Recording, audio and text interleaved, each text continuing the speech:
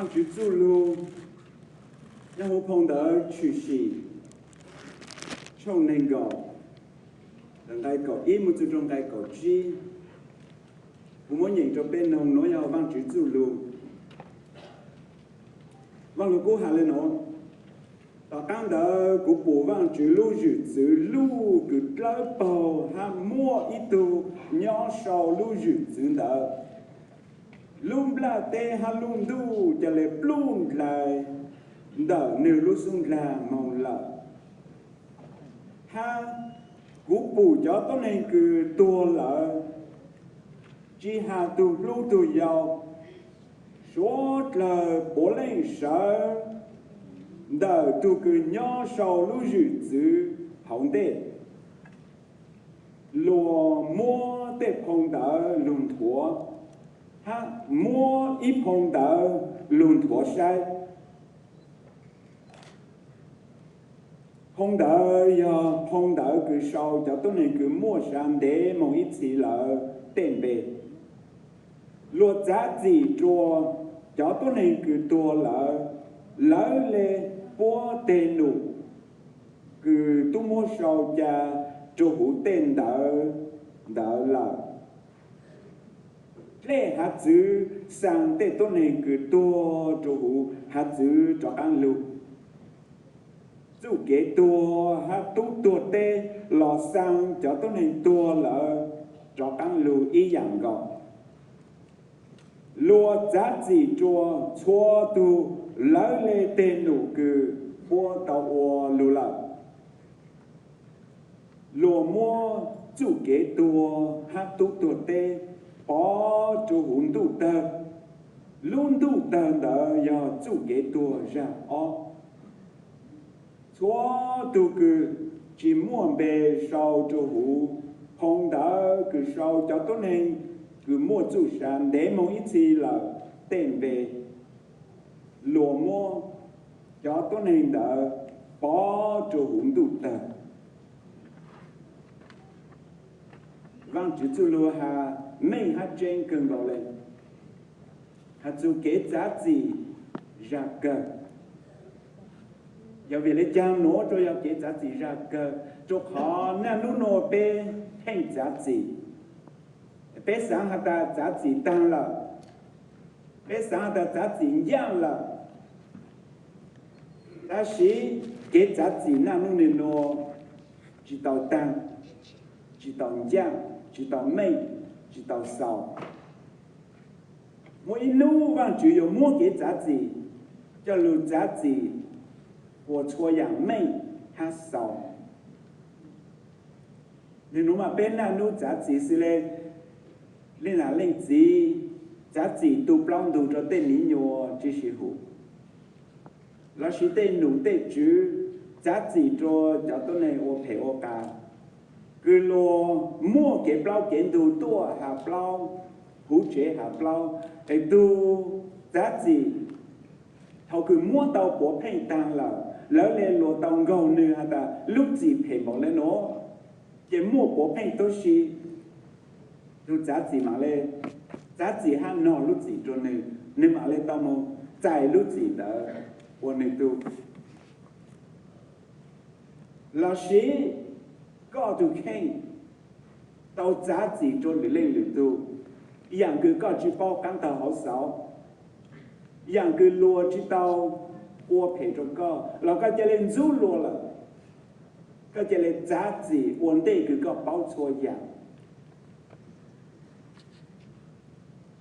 tên nó bố lên cho cái giá trị hữu tốt xí lên cho lâu hả ta nó nông lưu nó chỉ ra nó nhớ chẳng cù lâu là khó cứ lo ta cù lâu hay cái giá trị nào rồi yêu cù lâu là lo yên chỉ tao mình yên chỉ tao sao rồi yêu lo ô tây giang cho có chỉ có sao có cho là giá trị cho lối dạng của chúng ta bao căng thẳng hậu sáu rồi giờ tên nụ tên chữ giá trị cho tên tôi nên phê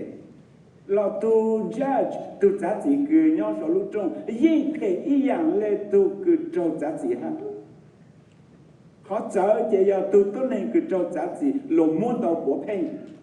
lúc ở thì khởi ta nếu như ở phèn ta ta chỉ tu cứ nhỏ sau trong khó trong đó trở giá trị cho lúa hệ tôi dạng lên tu cứ cho gì đó cho do chỉ muốn lên từ mua tàu của phèn cho lúc trong giá nào lúc gì cho xí thì ra câu nào gì giá trị cho tên mỹ nhỏ ta là mỹ nhỏ chuyện tu sa cho họ bớt sáng hả ta là chỉ lúc nửa lo là chỉ lúc cũ nếu phải cho cũ là chỉ cho chỉ cho gì nhang cho nửa cho gì nhang cho cũ vì tên nó lo và lúc cũ tao hả ta mỗi nu và chỉ có một cái giá trị cho yang cho lúc ô cái giá trị ra cái của mình của sau của mua cái yang chân họ vào lúc cũ chỉ sử trong nên cầu là ngay cầu y dùng ngay cầu chi nó giờ hạt dụng hoàn toàn đó sáng mua họ nói cho lúc hạt cho bé sốt là giờ họ cứ giàu sáng cái này yên chỉ nhỏ bé bao nói giờ vang chữ chữ lu để cha bé mua cờ với cái cha bao đã vang chữ hà lệ chăng cú vang lúc cũ hạt dụng cái giá trị thì lấy ra cái giá trị ra cờ, u tao mua họ vào lúc nó, u tôi lồng cờ nhảy màu nhảy lù, ham mua sáng thông thông, cô cụ tao bao chén lại vào lúc nó, họ cứ cũng mua cờ mấy lên nó tăng là cũng mua phải u plau đủ, cho lu u họ cứ khai tao cho có hai cụ bé sốt là bao chén dù cái giá trị ra cơ, cho bên một hạt thơ khó vào lúc cũ hạt dù hạt cái giá trị ra cơ nó mà mua ít lúc trong cứ lưu hạt lợi bầu, họ nói hạt lợi lệ hú họ vào lúc cũ King James hạt chế do ít lúc trong lúc hạt lợi bầu,แต่是หูvào lúc cũ mong bữa tăng bên nhìn chế hạt lúc trong đấy do vang chữ lúc trong, bé bao ta lúc trong đó do lúc trong giá trị do vang chữ lúc trong đó do lúc trong cái lúc họ kêu ta lúc đó do hạt dù lúc mình mò hạt dù chạy, là nó bé hình giá trị có giá trị cho cú giá trị cho có lấy cái bữa tăng của tôi thẳng mình chỉ là bé chỉ một dù chạy có giá trị cho họ bé chỉ bao cho dạng tăng bé chỉ bao mình chỉ sức bé chỉ bao多箱是bé chỉ bao箱到แต่头都只摸薄片只摸底壳老bé就来giá trị了有人到才来晋江但是忘记要都包错样忘记才来摸路眉毛cứ有giá trị到忘记才来摸住家cứ有giá trị到头忘记giá trị了才来烧才来养人有人的考cứ lúc trong đó lúc要还住路眉毛他住家cứ忘记摸lúc trong đó chỉ要lúc是它是trở bao要还住给养人还住给老虎头忘记giá trị ra cơ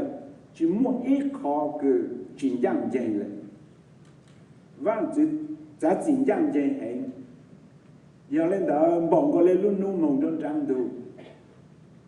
tàu lên có hai cụ lúc sáng sáng chỉ muốn lên từ khi chỉ muốn lên từ tu sa này lúc trong giá trị đó sẽ là do lúc trong giá trị cứ养人họ trở bao đó do hạt dù cái养人đó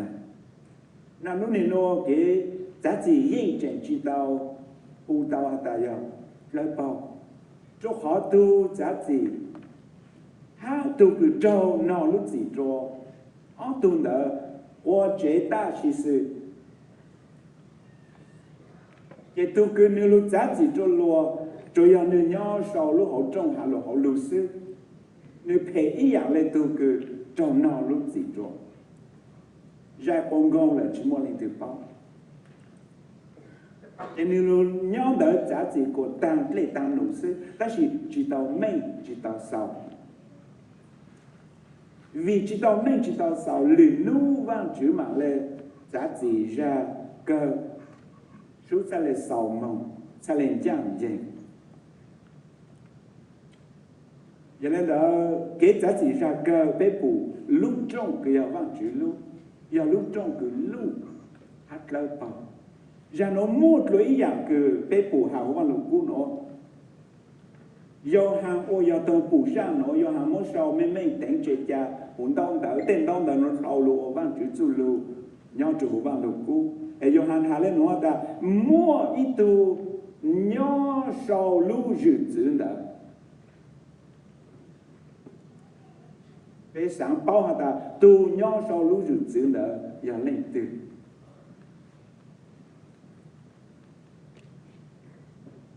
bây giờ sáng đó giờ lúc trong dự trữ đó tôi giờ vang chữ lúc giờ vang chữ sư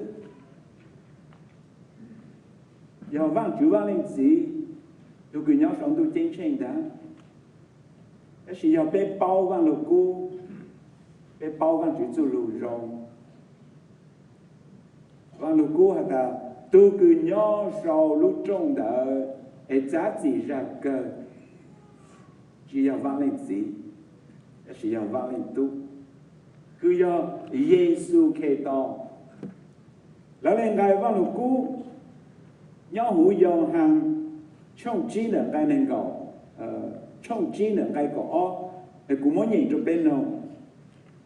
vang chữ chú lu hà lên nó hà ta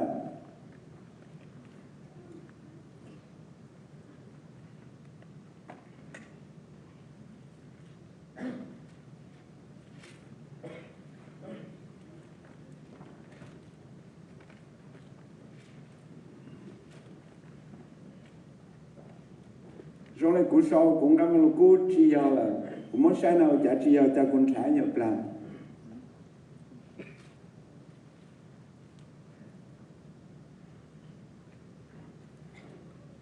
đó lúc cú cứ cú ban sa hà nó hả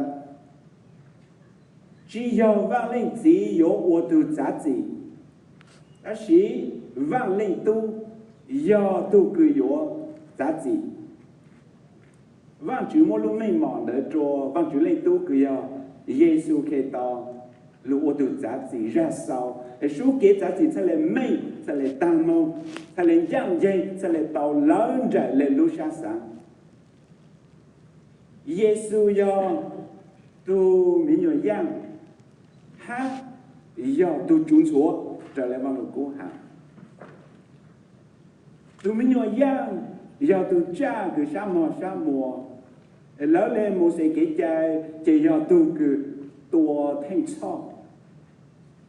tu trốn chúa giờ tu cha nhau mua phi chỉ số lời bao hả ta tu trốn chúa giờ tu vang dữ để cha su tăng trọng Chúa Giêsu giờ tu mình yang giờ tu trốn chúa đó xí lên giờ là đặc biệt là tao ta Chúa Giêsu giờ tu trở sinh giờ tu giá trị của tôi xí ha giờ ta có nhớ của Chúa Giêsu là Chúa Giêsu giờ có tu trở sinh giờ có chỉ nhớ của Chúa Giêsu giờ tu giá trị cho con đó sau lúc trong cái lúc hạt lâu bao nó Chúa Giêsu có khó trong lòng trở ô tô giá trị破lúc gì của giang dây của tệp lao tên đồ để sao mà giờ lên đó bé bao hả ta tôi cứ nhớ sau lúc dự trữ ngày mà lúc cô nó chỉ hà ta xin lượng ngày mà lúc cô bé tôi bao lại ta giờ vang chữ lên tu Giêsu Kitô nè ngày mà lúc cô nó cho hà chú nửa lu dễ mua là sẽ hạt dùng lu sun là lu anh kia hạt from whose face lu mong hạt đờ nửa lu sun là nó nè tôi cứ nhớ sau lu dự trữ đó mà nửa lúc xuống là mua phu chỉ cần gạo lên nửa lúc dễ lúc mua phu chỉ lúc cần gạo lên em cái mà lúc cú bắt tăng đến nhỉ hà lên hoa ta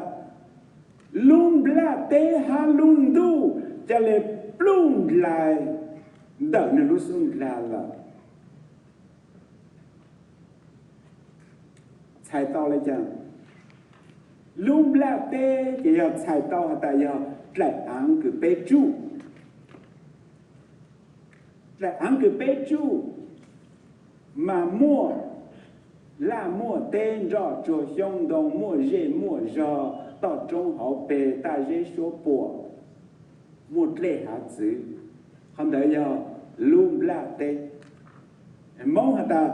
chút lại ăn ha đồng luôn tu ngay mà lúc cũ nó hạt ta luôn là tên ha luôn tu cho là yang xin đó tụi cái nhau sau lúc dự đó lúc xuân là luôn tu ya hạt chữ là gì luôn tu ya hạt chữ chỉ lên đầm bông ăn nó cho sau chỉ lo lên đầm bông ăn nó cho sau ya luôn tu mà lo lỏng cho tê phố tê chùa cứ nhau sống trốn tu khao tê phố tê chùa một cho sau luôn luôn luôn li hát khao luôn luôn luôn li một cho sau tê nô cô khao tê nô cô đã một cho lử cầu nô cô cứ nhót lên chẳng plei cứ nhót lên cần gò tên nó cũng cứ bé bùn cha bị cha xong rồi đồ hậu mòn tu giờ tên cùng nó cũng cứ nhót lên hẹn ai yêu bù cùng nó cũng để trong này to luôn nó cũng cha bị cha là sư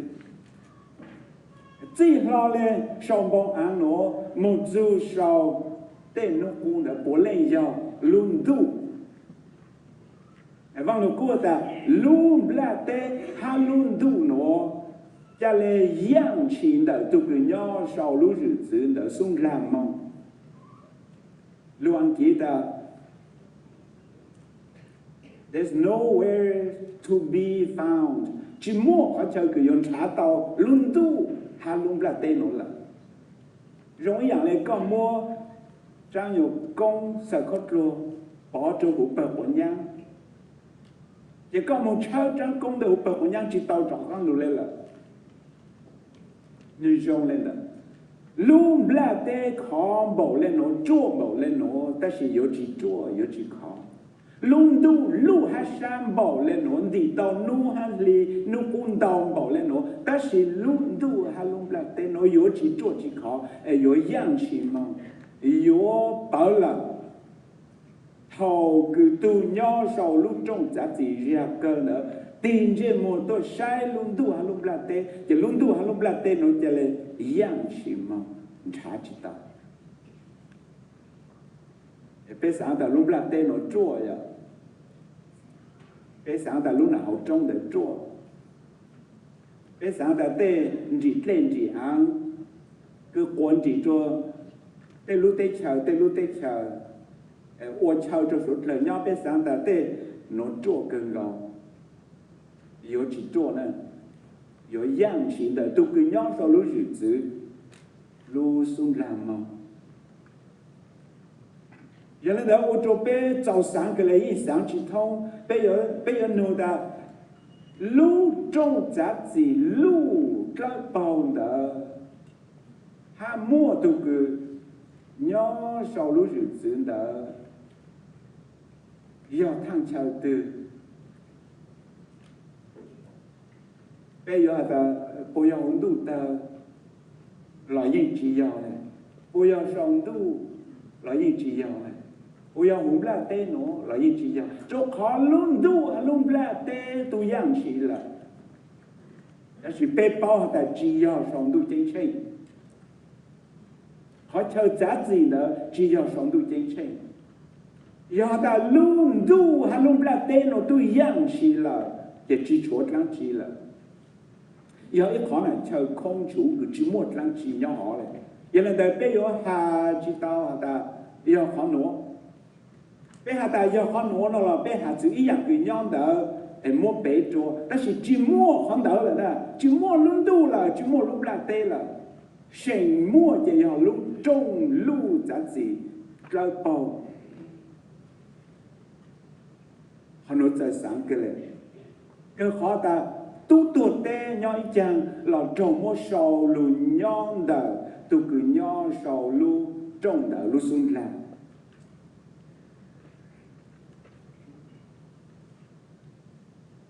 hòn đờ lô sẽ lấy nhau khó chào cứ hú tao ta kế giá trị ra cơ ya pe mo shan du o cứ cũng bằng rồi pe cờ mà ya lên nó du o hà du cho tôi nên cứ tua là tên chủ bì tàu lù sợ đỡ lù trong giá trị lù hạt ra bông đỡ lù hồng tê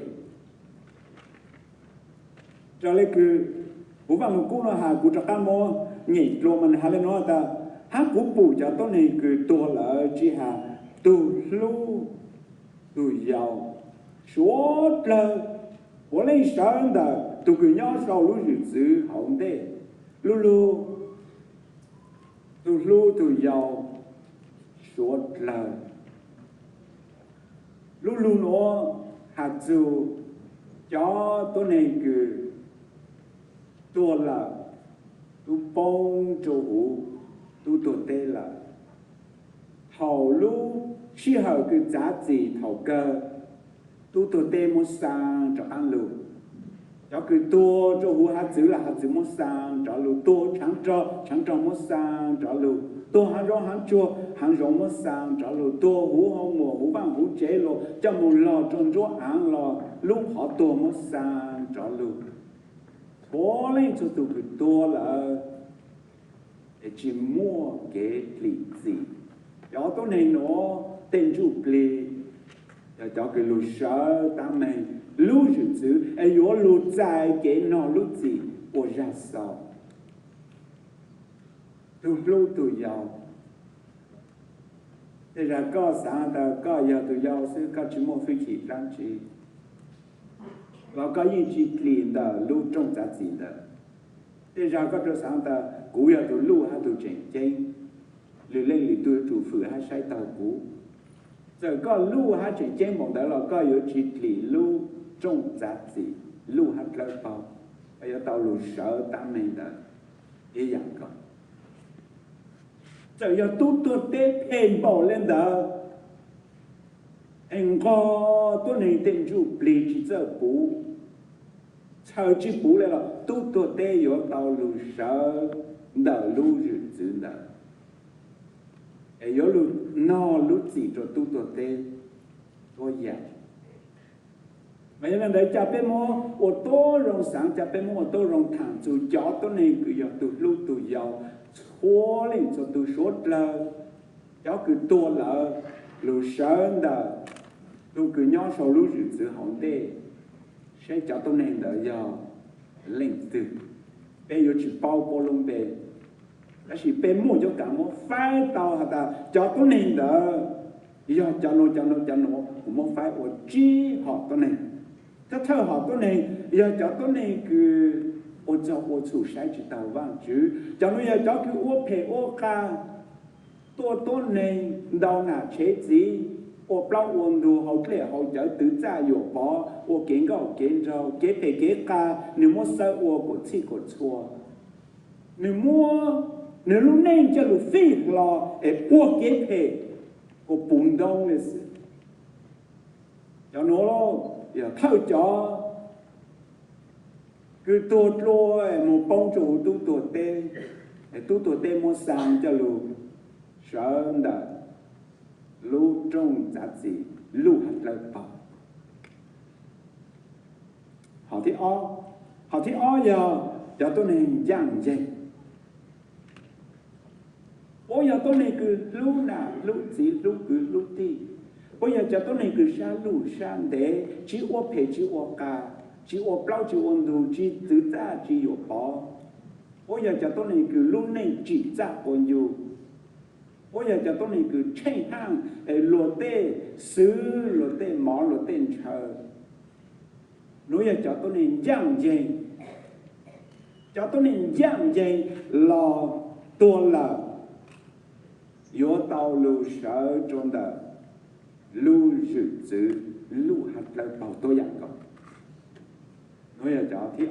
do vì lấy chàng cháu nói cho tao lúc sợ ha bố tôi giang dây ní vang chữ ya tung giang dây vang chữ ya giá trị còn giang dây ra sao ô lấy chàng chạy mua cho tôi nên giang dây cho lưu tình gì ha chú rõ nữa tôi nên chụp cái giang dây do yang phê cả cân con được vang chữ lưu xuống là cho nên đây yang phê cả cân con được vang chữ lưu xuống là yếu trâu tình gì tôi vậy cháu tôi này thì rồi à cháu tôi này cứ giang dây tới sự bố tàu lúa sợ được vang chữ lưu xuống lại cháu thích bé mà giờ cháu cứ bố lòng nông nhau bố nó chú mong rong là cái sự bố chỉ sáng tại yếu chú mong rong bố như bao hả ta muôn đủ chính trên muôn đủ tờ bố như bao tờ vang chữ ya tụ chỉ luôn đủ lúc tê bố bao tờ vang chữ ya tụ giang dây yếu chủ vang khó vang chữ bố bao tờ ya yếu tàu chú sa chê cơ mong tờ chữ Giêsu mong sư sao lại một chủ vang lên gì cái sự bố tờ chỉ ya nô nô无有只在有做梦中，人弄着不忙来在。我要好多年去背，原来的不忙老弄用了，要多年个不老弄用咯，好个不当到老弄用，哎，不只包的比给有莫兰只出息，好个出息干多了，里头有体知道。只要不去上，有不上有就要不莫让侬用了是，有读山黑头个上之类，要拿了不累梦上的路中路个包都要，要不要个，我只让侬用了，我包的有准备忘记了。有主张当街，有主张给配跑街，有主我路内个只扎本，有路内个车行，哎，对哪对只到路车网口，哎，个路内里头上沙就有个有呀，一头都能上都能养，一头都能个伢给程度，都能个 more religion， 都能个人车，都能个老lang，有一头都能个修我。lúc nên cứ chỉ do cái chủ chỉ lắng khô, giờ tôi này nó, giờ tôi này cứ nhau hữu church, giờ tôi này cứ tu luyện chạy vào chữ là, cái sự chỉ mua chữ Giêsu, bố chủ mua bề nhau hữu church, sư bố chủ mua bề nhau sống tu chạy chạy, bố chủ mua religion, sư bố chủ mua tu chạy chạy, giờ lên đó bên mong hả ta. Mẹ giờ chọn gen chơi giờ, bốn gen chơi sẽ bốn chín gen Giêsu. Bố làm tổ vang chữ lung bề của tăng cái tăng chạy sư. Bố chỉ bố vang chữ tuần trụ lý chữ hát cả bố lưu xa. Bố chỉ tao yêu ruột xa. Cháu tốt này nó, giờ cháu cứ nhau hữu,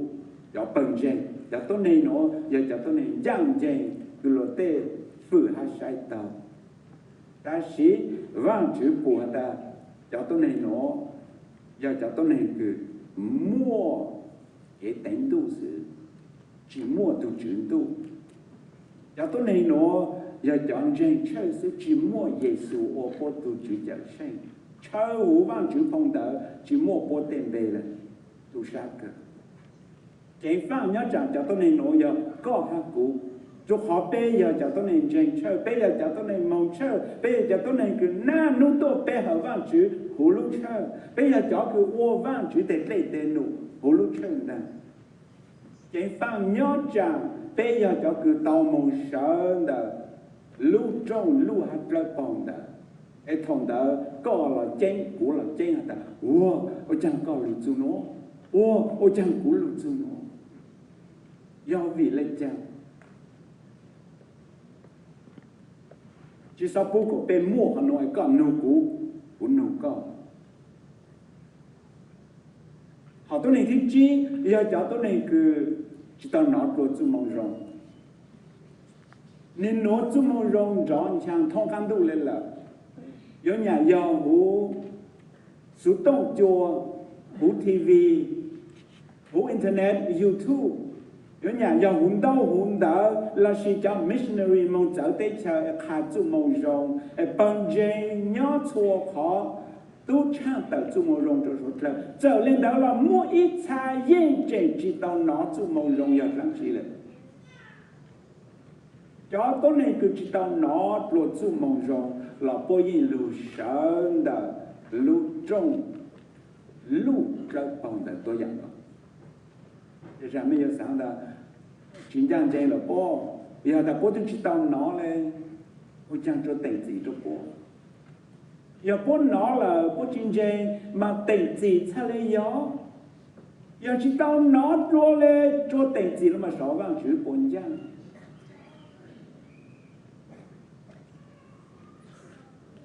họ rồi lên nó là chả bên lục chơi vàng lục cú sẽ vàng lục cú hạ lên chăng dù giống là từ tối nay cứ chỉ tao nói là chú mong rong là nơi phủ luôn luôn đi đó nơi chú cái hành động luôn đủ đấy đó chỉ tao nói chú mong rong chỉ tao nói chú Giêsu đấy là cái gì phủ luôn cô phủ luôn đi ở đây nó cô luôn đi từ ở đi khởi chú vang chữ là vang chữ là tu chữ chú sa vang chữ là tu chỉ ít bộ dạng trắng chỉ tao nhìn vang lúc cô đấy là vang chữ chú lúc sau trong con lúc sa luôn chữ là giờ là đó khó cứ có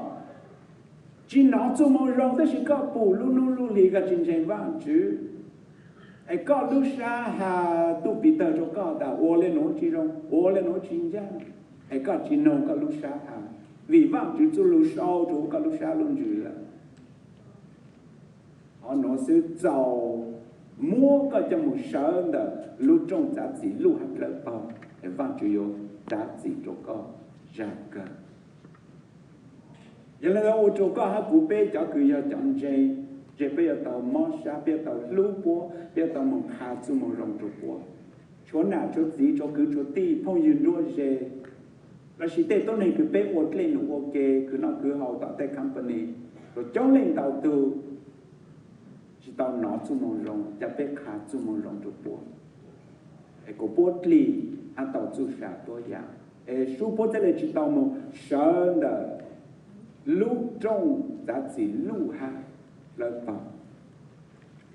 và lúc cũ hà lên nói nhau chú lúc cả trong cỏ o đừng cái nói cho sang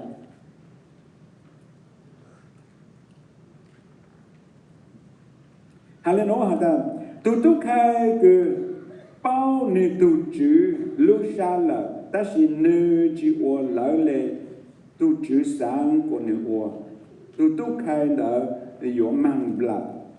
ta sĩ tu khai cứ chỉ bao nữ tu chữ lúc xa giờ do nữ ô chủ trong lò nữ yếu chỉ mang lợi đau tu cứ đau tu chữ yếu bao đau tu cứ đau lúa tu đã yếu chủ bao đau lúa họ nói là văn lục cũ hà họ cứ văn lục cũ hà lên nó ô tô bé tao hà ta tu cứ nó chú mong rong chỉ càng dây chú mong rong đã yếu trâu gì tu cứ chỉ nó chú mong rong là yếu trâu gì tôi dạng cho họ văn lục cũ ta tu cứ bao tu chữ lúc xa chỉnh tận cho yếu mang bờ tu cứ chỉ bao là yếu mang bờ cho yếu chỉ mang bờ đau sức nếu chỉ tao hả ta tu cứ chỉ bao tu chữ lúc xa yếu lì và người cũng chỉ tao hả lên đó giờ lúc đó chạy tao ta tu tối nay cứ chỉ nó chung màu rong lên cứ giờ chỉ bao vào chữ lúc xa lên là nơi yên chỉnh trâu chỉ của cảnh nơi chỉ tao uất chủ lên là nơi giờ nó giàu nên chủ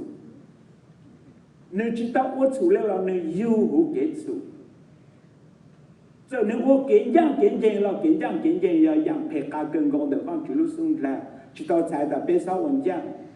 văn chữ sáng của bé文章但是要bé văn khó bé chủ kiến giang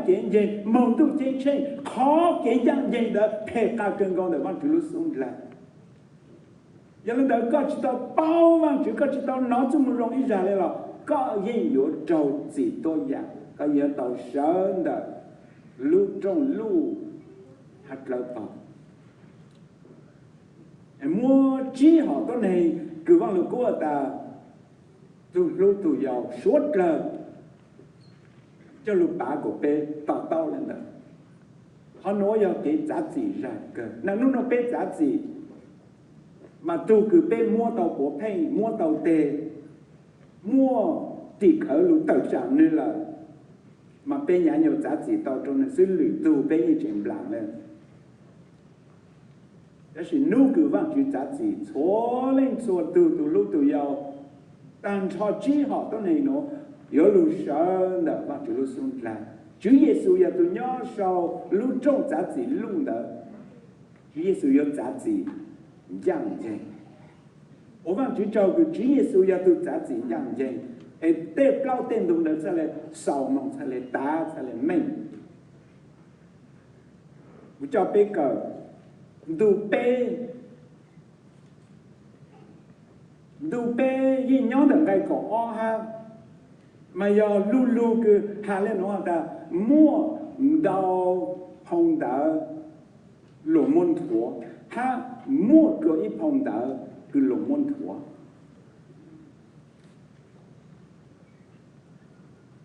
要碰到了才到了讲，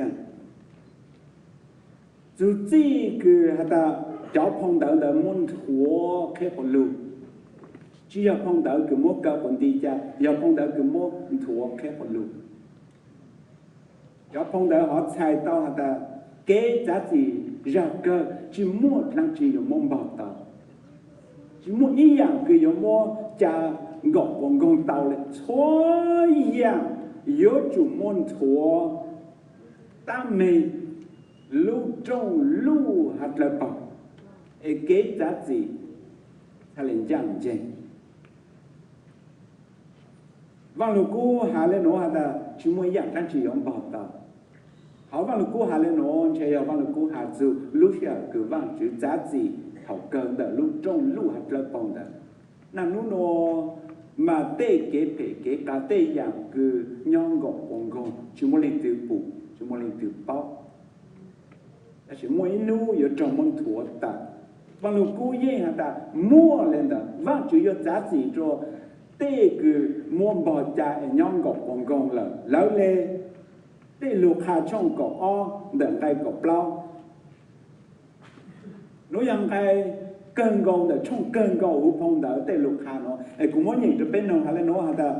và chỉ có giá trị cho số dạng cứ bé uo chỉ hà uo rong là chỉ uo phe ha tê dạng cứ bé uo chỉ bu lên từ bao số từ đó này tao uo rong là tao uo phe là ha tao uo tê dạng cứ gọt quăng gọt chỉ mua lên từ bao để ra có từ khi tu trọ chỉ bao ha ta có tao uo ý dạng cứ gọt quăng gọt là cho họ còn nó căng thì con nó căng cái từ sáng là cũng chỉ tao uo tê dạng gọt quăng gọt ta chỉ vang chỉ muốn đánh giá vang chỉ có giá trị cho số dạng chỉ là ý dạng vang chỉ có giá trị cho số dạng cứ muốn bỏ giá là ya pe sai hu lu ka trong có o đừng gai o một chút cho gai pe và lu cú hà lên nó ta tê cứ tôn này mua bỏ giá là有mua tu mua thua lu cho số là sai ha tê cứ chỉ mua lên từ bao有mua tu mua lu kha cho số là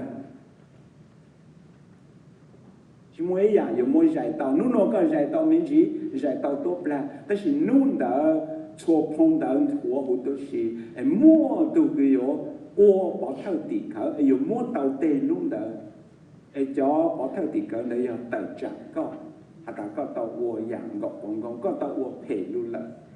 có tao họ dùng cái thể cá trôn đỡ vang chữ luôn là vì có chỉ vang khó vang chữ lên tu có vang khó chú cái dùng有muốn tu chính tranh tên đó trong một số cha hữu tổ sĩ lòng sâu o đừng gai cổ trò hà tối dạng hà lên nó hà ta hầu chủ nu cứ vang chủ giá trị vốn trên ta lu nó ya hạt dùng ta lu trong lu hạt là bảo hầu chủ nu cứ vang chủ giá trị vang chủ yếu của Giêsu Kitô mua tê cứ tôn này lu sa sáng tràn công thua ta lu lỡ lệ chủ mong rong cứ u tu kha rồi mẹ là nói là sư phụ Paulo sau sư phụ Paulo ta Chúa Giêsu Kitô do tu cứ giá trị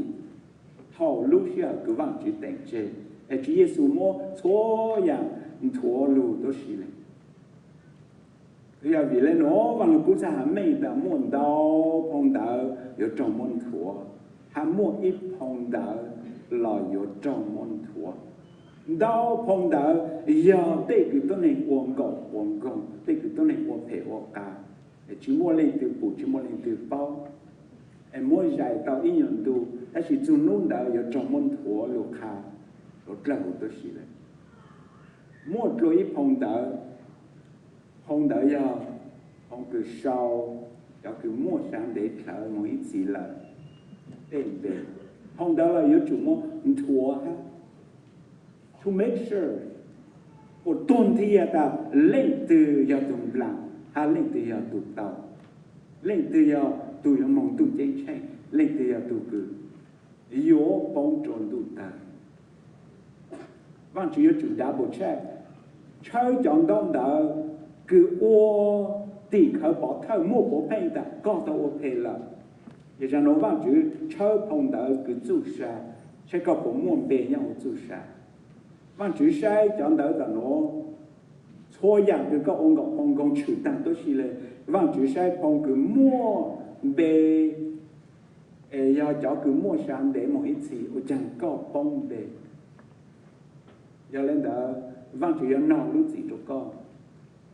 mà phong đủ tờ nó là kiện dạng gì nó là cái giá trị ra cơจะเป็นมุนใช้ขอเปล่ากูมั่วไฟปีกาขนมอินยนดาวจอมาหาเล่นโน้ฮะตา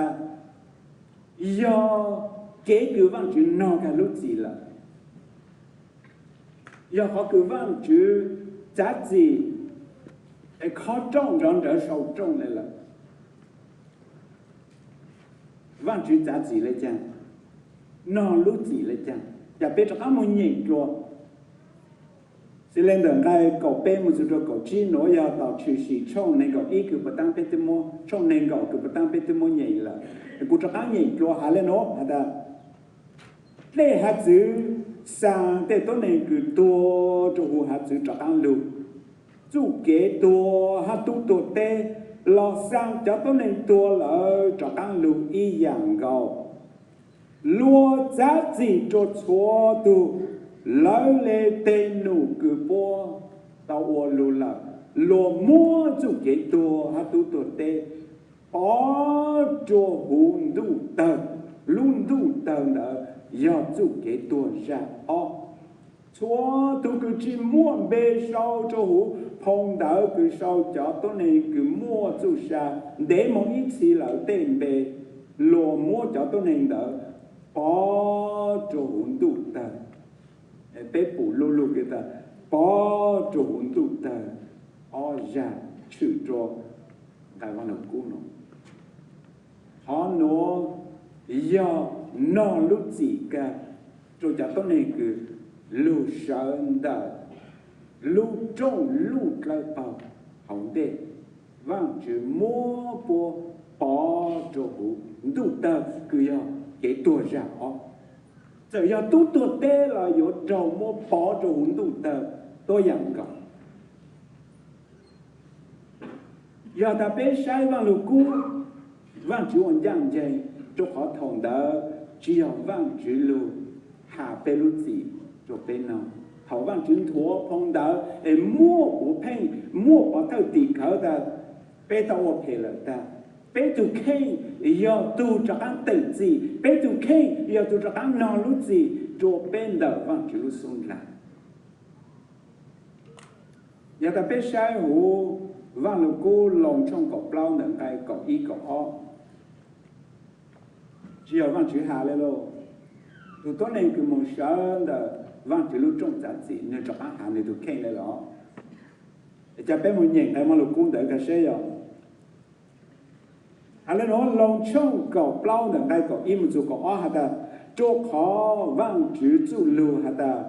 ตูจื้อฮะแต่กูยาวว่างจื้อตูคือมั่วสายย่อชัวตูยศชูเจ้าเปกูฮะชัวตูลูกของเจ้ายศเลยฮะแต่กูยาวว่างจื้อbé chúa tu nhà yếu tàu khả nhà rang trổ vang chữ chỉ có vang chữ khả bé rang trổ bé chỉ có vang chữ tơ họ cứ bé ông gọng trổ bé bé yếu cho ăn tơ họ cứ bé ông gọng trổ vang chữ do thầu cứ vang chữ tơ trổ bé要忘记脑路自己做背，但是头个背到做忘记的忘记，vì碰到错了，古到我养农个帮工，古到我养配农的，好多要背着按脑路自己做背，有人的考个背忙帮助的，只要忘记配，但是为要顶背。คุณอยู่ต่อ C.S. Lewis ต่อหาอิลูลูเลโนฮัตตาจากกุมอนโถลุนใหญ่กับบุษนอยู่ต่อ There are two kinds of people. Those who follow Satan and said, "Not your will, Lord, but my will be done." And those who followed Jesus and said, "Not my will, Lord, but thine be done." C.S. Lewis tao hạt mua ở họ tôi này, theo họ mà giờ cho tôi này cứ tao làm gì nhiều tôi này tao, bố một hạt cho vang chữ nữa, chỉ sao uốn lỡ lại cái lúc sang nhà, cái sự uốn lỡ lại của lúc sang nhà xưa họ tôi này thì ô tàu Giêsu tu này tàu hấp bố hạt vang chữ thọ của môn lỡ lệ con lúc sáng nhà chỉ do lỡ lệ của lúc sáng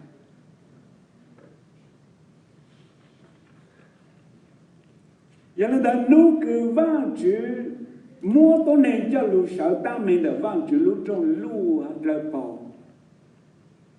chỉ do vang chữ do tiền gì cho có ăn tiền gì cho vang chữ do hạt ta có tôi nhìn hà ôn đây là ta chỉ do lỡ lệ của lúc xa họ lỡ lệ có lúc xa giờ lên đó khó cứ có bông tu tờ nó chỉ do tỷ cũ tỷ có nó sẽ lên dần dần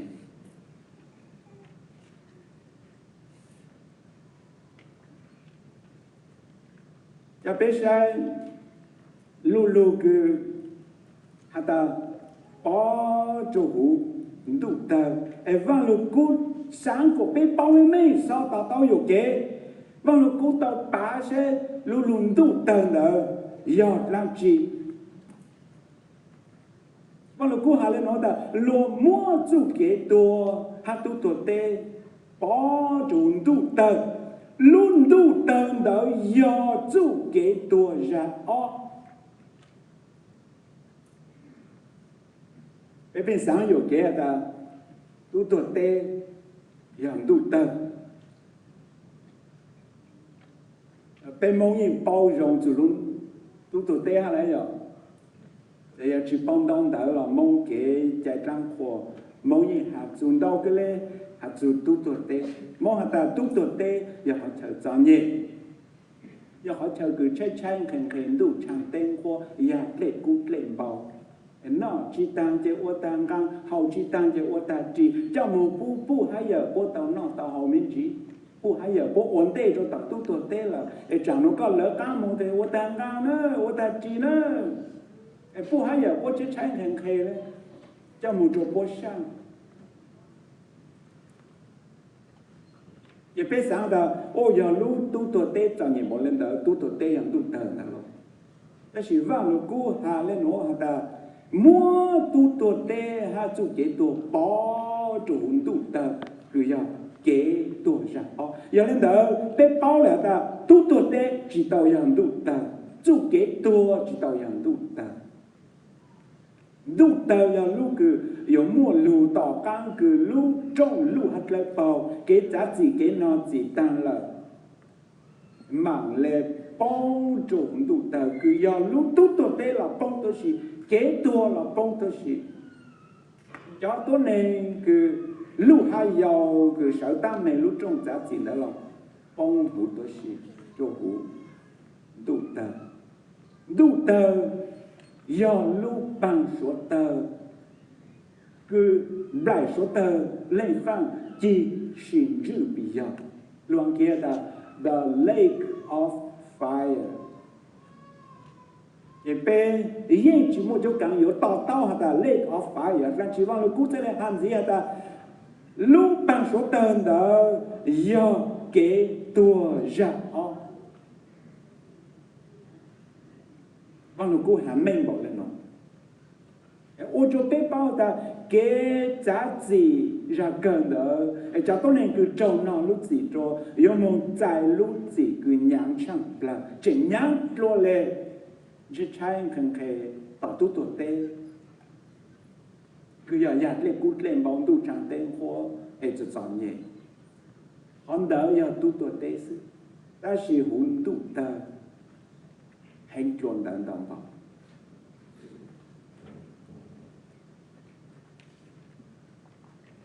giờ ta biết một sai hữu phong đỡ hiệp lại trong cầu đằng gai nên gọi gì một từ trong gai nên gọi bé ai vào lúc cô này ô chỗ bé xong chỗ tao ta đủ tờ cho họ chờ cái trồng trái chẳng bờ lên hiệp lại trong cầu giờ cuốn thua đằng gai nên gọi gì một từ trong gai bé chờ ít cũng mỗi ô tô rong nhỉ bé nong hay lên nó hả ta giờ mua ở lên là sự bê lên của tỷ khởi hạt ta mua bù ít tu của chủ mô sẽ chủ cái trái chế cha lên mua tu cứ của chủ đã tua bỏ chế chỉ sao khẩu sự nữa lên giờ lên đó tu cứ sai chỉ tàu vang chữ tu nơi hai nhà mua chỉ lưu lùa tu cứ của chủ mô sẽ chủ cái trái chúa khó nữ sai chỉ tàu Giêsu chọn sáng cứ tu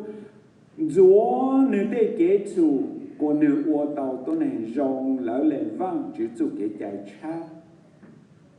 chúa khó bê bao tu cứ hả ta cú yếu bao của tàu ha tu cứ hả ta tu chữ yếu giá trị chúa nữ chẳng tôi này số lời của lên bao hạt ta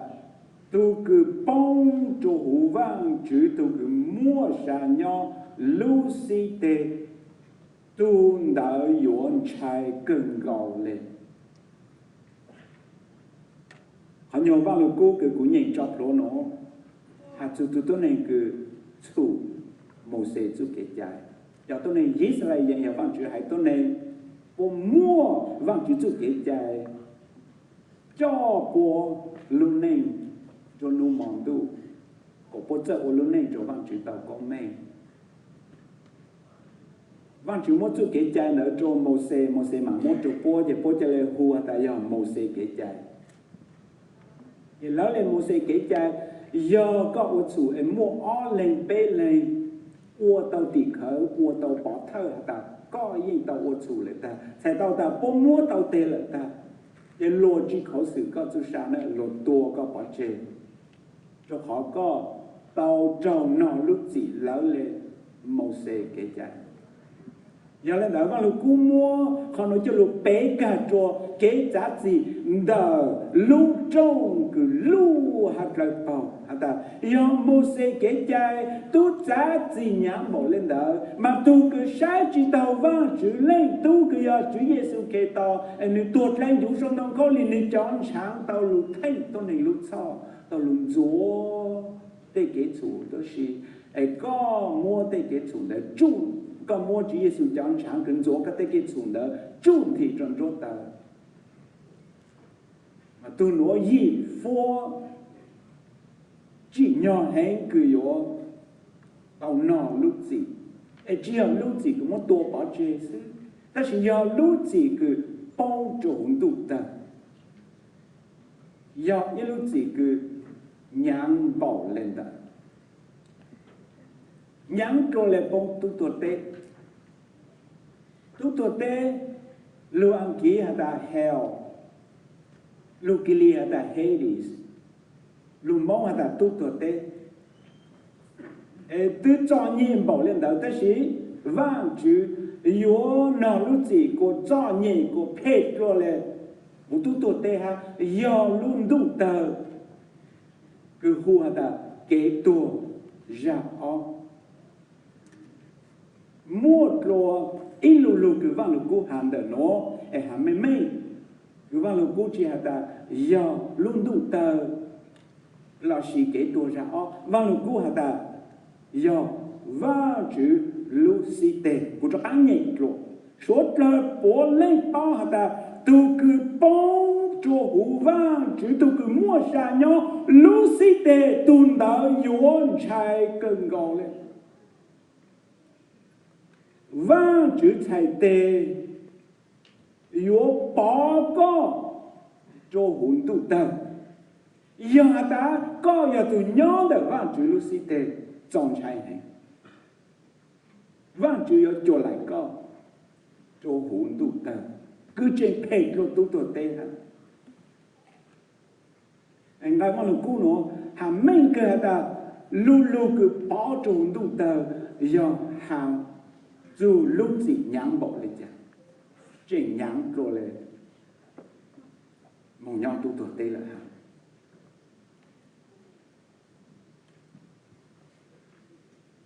dù cái giá trị cứ một bao trộn đủ tờ cái tuổi ra o lại số tờ lên phang chín chữ bị do mỗi trái ít gì dù cái giá trị đó là ý dạng cứ trâu lên từ tu họ tu sa hay tu sa một ít gì chỉ bao cơ chỉ là tu sa nấu bữa về sau là xong bữa về nấu ăn là chỉ là nên là yếu tu sa một ít gì cái thầu cứ chua phong đẳng thổ tăng都是đây cứ có uống gọng chữ bờ ấy có cho hắn bá có từ khen cho vang chữ u tàu u yang nó là yên chỉ nhau u bông tu ta但是我只做一考给家啥，他刚蒙托我碰到烧焦么，就上的他来一起准备，谁顾备不鸟乎？我知道啊，有个啥去看了，碰到烧焦准备叫到那莫上的他一起应开不路，晒什么？晒不着路了，因此不敢被鸟乎了。有人在网络观察了喏的。chúa tu cứ chỉ mua về sau cho hữu phong đỡ cứ sau cho tôi này cứ mua chú sản để trở mỗi次là tiền về lôi vô mua cho tôi này đỡ bỏ cho hữu tu ta rồi giờ chú cái tu sa cứ tu sa chẳng bờ một ít gì muốn đầu ra cứ chỉ Giêsu khai cho tôi thì có lên một ô văn chuyện lên nữa một cây ra cái Giêsu khai tôi chưa cho tôi thì có lên sư Giêsu khai sang cho lên một ô văn chuyện lên nữa văn chữ để lên tên nó muốn đau dạng cho bố một ô sư lên một khu tôi này một kha chú một rong hạt chú văn chữ lúc để chờ một đa cho tôi này cứ trâu lăng tê lăng tờ một băng tôi này thì một chế tờ giờ giờ cho tôi là văn chữ Chúa Giêsu bố một phi chỉ một trang tôi này tôi sợ bố một ô văn chữ để lên tên nó ta có lâu bố cho lũ bà cho Chúa Giêsu nào bố lũ trang số đó ô văn chữ cho ô văn chữ lúc con luôn về bé mong mà bé ô tàu văn chữ lên nó tờ bằng gì bé phụ làm gì nhau bông sống tụ cho trả lý số lại Chúa Giêsu hà lên chăng Giêsu hà hữu Luca trong cầu đừng ai nên cầu cũng muốn nhảy cho bên nào rồi có bố lù cha su cho Chúa Giêsu Chúa Giêsu hà luôn luôn nó cho bố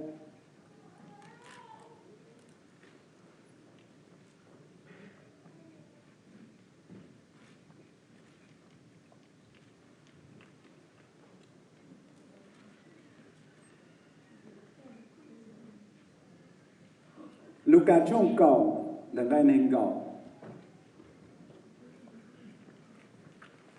ta chỉ mê chỉ so rong xa cho họ cứ lăng nông mê luôn đó mê cho lệ rong xa cho họ cứ vang chữ tu sau mê luôn bề cha cho sống tu chân chân lại Giêsu hà đôi giả tư tỷ ta mê luôn trang su cho cũ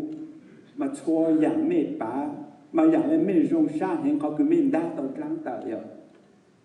mẹ chỉ sao rong xa cho họ cứ lăng nồng mẹ luôn,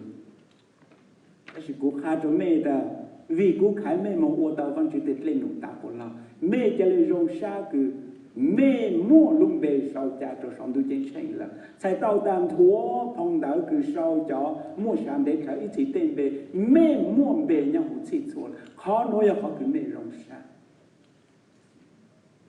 giờ ra nó tỏ vào lúc cũ chỉ sĩ bé ra là nhảy trâu lu lu kia ta chó tối nay cứ bố mồ nhảy bị chân lũ phong đỡ cứ mua tu san để trở là chỉ phụ bố bề là giờ cho cứ yếu tu sa hay yếu tu sa một ít gì giờ cho cứ yếu tăng cái giá sáng cho rồi lúc sẽ hận đó yếu chỉ mua cái rạng gì lên nằm mình nói là yếu chỉ mua cái chợ thì lên nằm mình nói là đó là chúa cái tu sa một ít gì cứ yếu trong nào lúc gì mua bỏ cho hú đủ ta là sự giờ cũng muốn rằng cho lục bà cho bé sau họ mà là cô cứ bé cỡ nó rằng nó hạt số ít ban tuần này ô nhỏ thì ilu nhiều trong tan nhỏ cú nhỏ làm dụng gì của này ô ta tỏ tàu kế làm lúc nhỏ là lúc nhỏ trong tan nhỏ khổ là ô cha toàn nửa năm đại số tờ chín ra hàng tổ chỉ vì cháu nhỏ đó khổ chỉ chuồn trở ở trên đại số tờ lúc hay hát chín trở hay là chỉ bố bít ra làm đại số tờ chọn trở hay là cứ yếu chùa bố tặng sĩ lên bố sao ta tổ lâu ra nó bây giờ chỉ lý là lúc ta nhỏ nó chỉ chốt lệ em đại số tờ tới chọn tổ chun đó là tìm bình gõ họ này lúc ấy cha mấy tụ tập chu lo hùn lúc năng lúc này giờ lúc hậu chùa nếu cho lên tàu họ chuẩn cho lão cho cuộc hôn的不送啦，这说到金长灯的不送啦，我晒到刚的来说到多些肉不肉，也不只不刚有几种好的。我到整个有着落，被这几人讲来说到了哎，家境到好错做讲跟做讲章的被好的了，说到边的了做到哎，说到好路到路哎，被鸟红中章了。被一佛有多少？就跟到好错就讲照出来哈的，说菜嘛，古包哈的古我来讲呢，好古我呢要讲边呢，被到多来讲说到个古的被送来喏，古讲喏，你照活喏，哎，当到活就到对，也被叫大木鸟好个都古当了。giờ cho nó cú của rùa cho bê để bê sáng của rùa cho bê để thòng cho lại số tờ lu cứ lùng rằng hàng rằng lu dùn tờ họ cứ tu cú tan để lại số tờ lu sau cho họ số tờ yếu chỉ cú họ cứ số tờ tu cú vấn đề là giờ bố sẽ là nông người lùi bố mà lấy tao giờ bố mà lấy chờ ca cho họ chơi cứ số tờ tư số cũ vấn đề là số tờ cũ cho bê thì bố giảm ít chỗ của cho bê vậy thầu cứ chọn đại số tờ lưu lùng rằng lưu chung tờ họ cứ tư số cũ vấn đề là giảm đại số tờ lưu tổ trong đó chỉ một là gì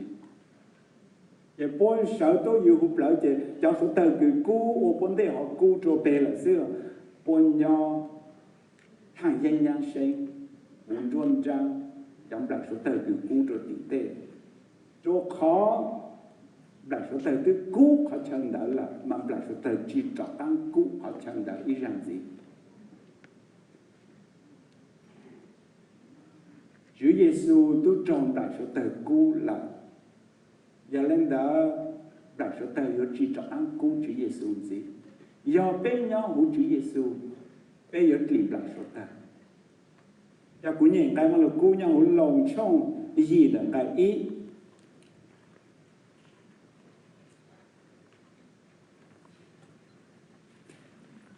cho lúc ô khó sầu cho bê nô nô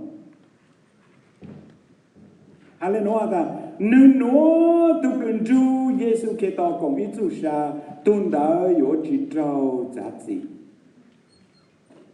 Chúa Giêsu tu trâu giá trị là cầu Chúa Giêsu tuột lên dù trong đồng cao lì do lưu chỉ có hát cú bê lưu chỉ vang chữ tư tỉnh chỉ cho vang chữ lên tu cứ thanh cho giờ lên đó giờ bên Chúa Giêsu cùng với Chúa sa bên nhau Chúa Giêsu giờ chống lại số tên được cái giá trị yếu chỉ lưu không được gì là lưu trong lưu lại bao yếu giá trị ra sau đó chỉ là chỗ có chỉ là chỗ cũ chỗ khó bên nhau Chúa Giêsu là lưu trong giá trị lưu lại bao đó giờ chỗ giá tốt này cứ cáiตัวmua sầu cho tu tuổi tê cáiตัวmà sang tập tu tuổi tê trả luôn giờ giờ cho tua hàng rong hàng chùa tại cái số bộ hàng chủ hàng trò họ tiêu là gì cáiตัวmua sang của tôi xí lưu chuẩn đờ lưu trong giá trị cho cứ tàu chủ sa ở nhỏ bố trí Giêsu là số tờ chỉ cú bốn gì là hoặc số tờ tư cú ý ra là我们去找个被某个了喏，过去要做被读，要做被报的，做旅途是旅途个，去莫忘去在不做啥，我要到某山的路中，咱自己路还来跑，ก็不路波，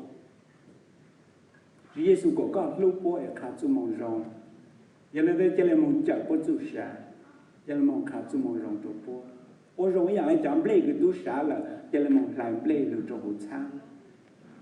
教波路鸟我主耶稣，好像个说到都故意啥了，说到只做当故波，要个做了的，也路路个有补都个个毛哈做，都个个路鸟的路中路还来放的路出来。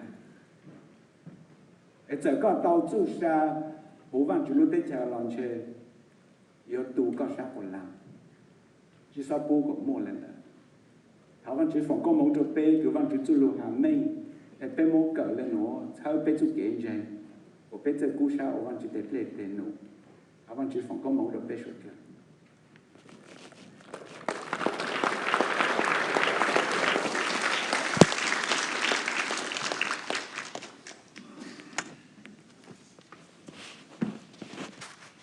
cho nó mang chỉ cho lưu theo sư đến đặt cho vấn đề bây giờ một đôi cái cho tới thế một chế xã hội đôi bây cho tụi ya cho chữ lâu để chữ lâu ya ta là cho đôi cho ta xin nó là tất cả là chuyện nó sẽ gắn nhau bây giờ soi ra cái cho yêu phụ cho này cái số và bị tụi đánh nó là thế để cho một chế announcement bây giờ ông tôi cho tới là children ministry này cho này chỉ có mình nhỏ giờ mua VBS children camping là chỉ dân chúng mua đã thông tới sản phẩm là permission nhớ là lobby đó để cho chúng thì nhiều chỉ cho là thì phải chơi theo camping nhau này là đó là những lúc tôi đi lúc gì đi mà thích cho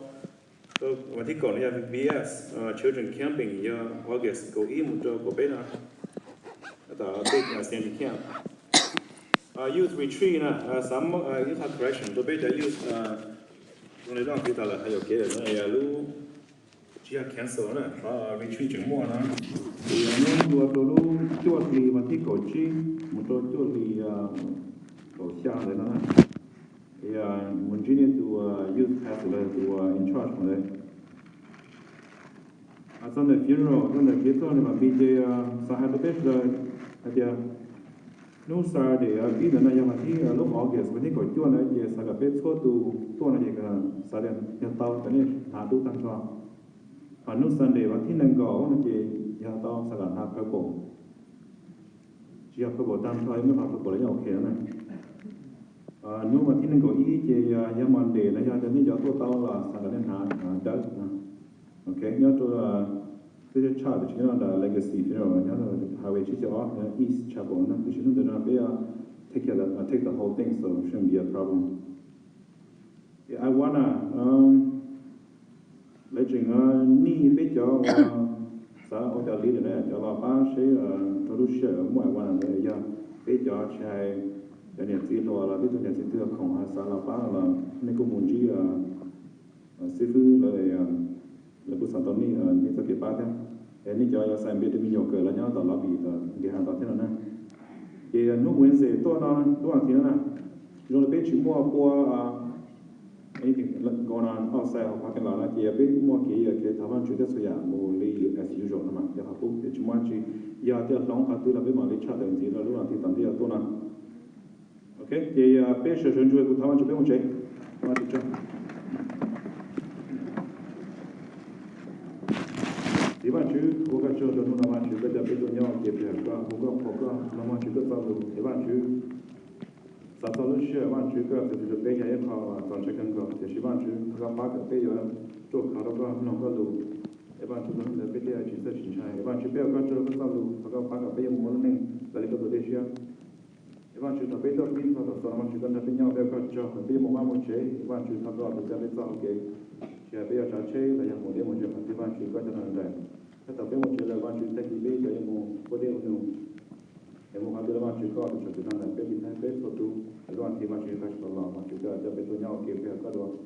วันชุดเชื่อไปแล้วนะมันเป็นประตูจะจนมันชุดก็รู้สึกเนี่ยความที่สุดก็รู้ได้จงเอเมน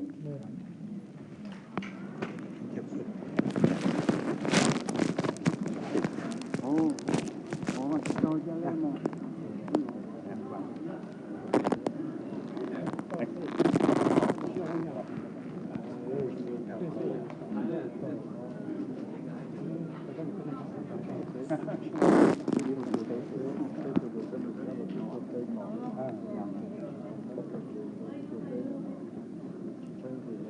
Thank you.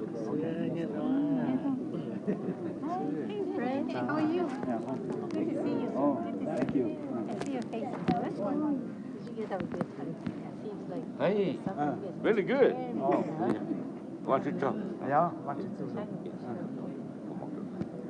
Hey, this one. Good to see you. Good to see you. Good somebody today too.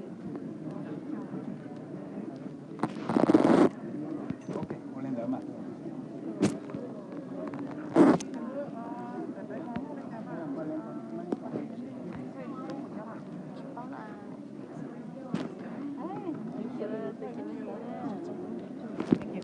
Oh, thank you.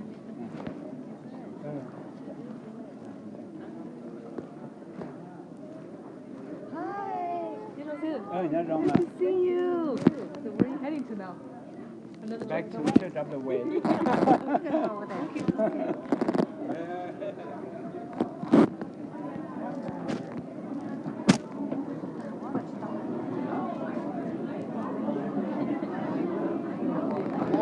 Thank you for the message. Oh, it's the Word of God. Thank you.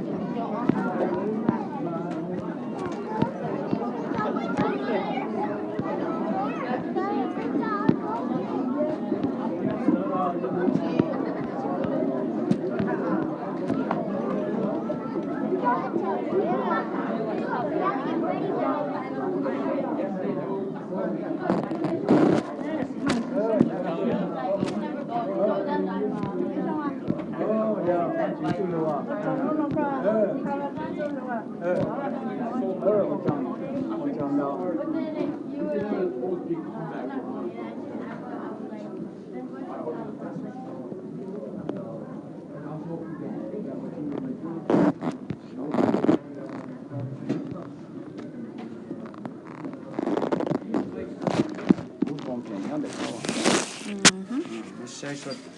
chúng một cái mong một tháng đó có một tờ có một cà phê lại à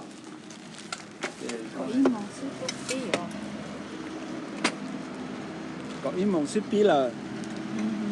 rồi cô ta mất lộn là cái chính chú mất